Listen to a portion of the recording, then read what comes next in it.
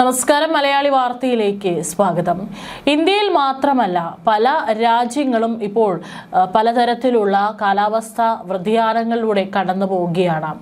European രാജ്യങ്ങളിൽ റെക്കോർഡുകൾ ഭേദിച്ചാണ് കടുത്ത ഉഷ്ണതരംഗം തുടരുന്നതിനിടയിൽ ചൂടിൽ നിന്ന് രക്ഷ തേടി ജലാശയങ്ങളിൽ ഇറങ്ങിയ 40 പേർ ഫ്രാൻസിൽ മുങ്ങി മരിച്ചതായിട്ടാണ് ഇപ്പോൾ പ്രധാനമന്ത്രി വെളിപ്പെടുത്തിയിരിക്കുന്നത്. കഴിഞ്ഞ ഏതാനും ദിവസങ്ങളായി തുടരുന്ന അത്യുഷ്ണത്തിലാണ് ഫ്രാൻസിന് പുറമെ ബ്രിട്ടൻ, ഇറ്റലി, സ്വിറ്റ്സർലാൻഡ്, സ്പെയിൻ എന്നീ രാജ്യങ്ങളും കടുത്ത പ്രതിസന്ധിയിലാണ്. പലയിടങ്ങളിലും ഉയർന്ന താപനില കാരണം സ്കൂളുകളുടെ പ്രവർത്തനവും ഗതാഗത സംവിധാനങ്ങളും തടസ്സപ്പെടുകയും പ്രശസ്ത വിനോദസഞ്ചാര കേന്ദ്രമായ ഐഫൽ ടവർ ഉൾപ്പെടെയുള്ളവ താൽക്കാലികമായി അടച്ചുപൂട്ടേണ്ടി വരികയും ചെയ്തു. ലോക കാലാവസ്ഥാ സംഘടനയുടെ റിപ്പോർട്ടുകൾ പ്രകാരം ആഗോള ശരാശരിയേക്കാൾ ഇരട്ടിയിലധികം വേഗതയിലാണ് യൂറോപ്പിൽ അന്തരീക്ഷ താപനില വർദ്ധിച്ചുകൊണ്ടിരിക്കുന്നത്. ഇത് വരും കാലങ്ങളിൽ ഇത്തരം കടുത്ത ഉഷ്ണതരംഗങ്ങളുടെ ദൈർഘ്യം വർദ്ധിപ്പിക്കാൻ കാരണമാകുമെന്നും മുന്നറിയിപ്പുണ്ട്. ചൊവ്വാഴ്ച ഫ്രാൻസിന്റെ ചരിത്രത്തിലെ ഏറ്റവും ചൂടേറിയ ദിവസമായിരുന്നുവെന്നും മെറ്റിയോ ഫ്രാൻസ് കാലാവസ്ഥാ നിരീക്ഷകർ വ്യക്തമാക്കി. തെക്കു പടിഞ്ഞാറൻ മേഖലയിലെ ഒരു നഗരത്തിൽ താപനില 44.3 ഡിഗ്രി സെൽഷ്യസ് വരെ ഉയർന്നു. രാജ്യത്തെ 54 ഡിപ്പാർട്ട്മെന്റുകളിൽ നിലവിൽ റെഡ് അലേർട്ടാണ് പ്രഖ്യാപിച്ചിരിക്കുന്നത്. ഇത് ഫ്രാൻസിന്റെ ചരിത്രത്തിൽ ആദ്യമായാണ്. ബുധനാഴ്ചയോടെ റെഡ് അലേർട്ട് പ്രഖ്യാപിച്ച പ്രദേശങ്ങളുടെ എണ്ണം 58ആയി ഉയരുമെന്നും അധികൃതർ അറിയിച്ചു. ചൂടിൽ നിന്ന് താൽക്കാലിക ആശ്വാസം കണ്ടെത്താനാണ് ആളുകൾ കൂട്ടത്തോടെ കനാലുകളിലും നദികളിലും ചാടുകയാണ്. ജനങ്ങളുടെ അവസ്ഥ മനസ്സിലാക്കാമെങ്കിലും സുരക്ഷിതമല്ലാത്തതോ അനുമതിയല്ലാത്തതോ ആയ ജലാശയങ്ങളിൽ നീന്താൻ ഇറങ്ങരുതെന്നാണ് കായിക മന്ത്രി മരീന ഫെരാരി മുന്നറിയിപ്പ് നൽകിയിരിക്കുന്നത്.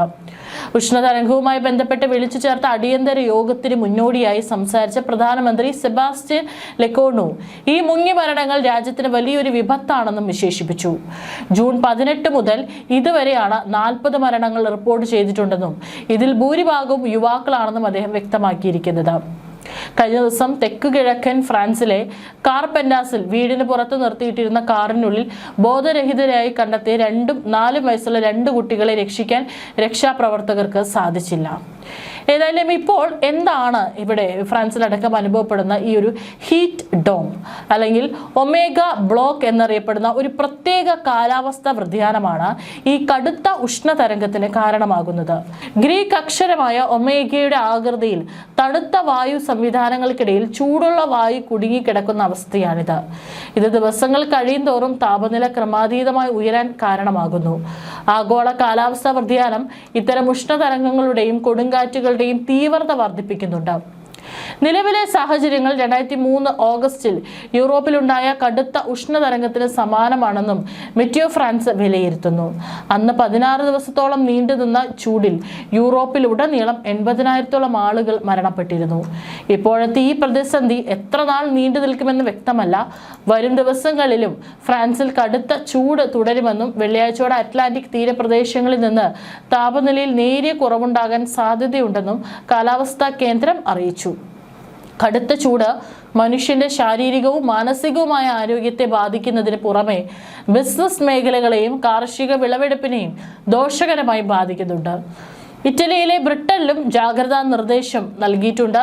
ഇറ്റലിയിലെ ആരോഗ്യ മന്ത്രാലയം 15 പ്രധാന നഗരങ്ങളിലാണ് ഏറ്റവും ഉയർന്ന നിലയിലുള്ള ജാഗ്രതാ നിർദ്ദേശം പുറപ്പെടുവിച്ചിരിക്കുന്നത്. ചില മേഖലകളിൽ കഠിനമായ ജോലികൾ ചെയ്യുന്നതിന് അധികൃതർ നിയന്ത്രണങ്ങൾ ഏർപ്പെടുത്തിയിട്ടുണ്ട്. ഇതേസമയം തന്നെ ആൽപ്സ് പർവ്വതനിരകളിലും കനത്ത മഴയ്ക്കും ശക്തമായ കാറ്റിനും സാധ്യതയുണ്ടെന്നും റിപ്പോർട്ടുണ്ട്. ബ്രിട്ടനും കടുത്ത ചൂടിന്റെ പിടിയിലാണ്. തെക്കൻ ഇംഗ്ലണ്ടിൽ താപനില 37 ഡിഗ്രി സെൽഷ്യസ് വരെ ഉയർന്നേക്കാമെന്നാണ് ബ്രിട്ടീഷ് കാലാവസ്ഥാ വകുപ്പായ മെറ്റ് ഓഫീസ് മുന്നറിയിപ്പ് നൽകിയിരിക്കുന്നത്. ഇത് ജൂൺ മാസത്തിലെ പുതിയ റെക്കോർഡായി മാറിയേക്കാം. ചൂട് കടുത്തതോടെ ഡസൻ കണക്കിന് സ്കൂളുകൾ നേരത്തെ അടയ്ക്കാൻ തീരുമാനിച്ചിട്ടുണ്ട്. ട്രെയിൻ സർവീസുകൾ റദ്ദാക്കുകയോ വേഗത കുറയ്ക്കുകയോ ചെയ്തത് യൂറോപ്പിലെ ഗതാഗത ശൃംഖലയെ വലിയ രീതിയിൽ ബാധിച്ചു. കാലാവസ്ഥാ അഭയ കേന്ദ്രങ്ങൾ. സ്പെയിനിലെ കാലാവസ്ഥാ ഏജൻസിയും രാജ്യത്തിന്റെ വിവിധ ഭാഗങ്ങളിൽ റെഡ് അലേർട്ട് പ്രഖ്യാപിച്ചിട്ടുണ്ട്. ഇവിടെ താപനില 44 ഡിഗ്രി സെൽഷ്യസ് വരെ ഉയർന്നേക്കാം.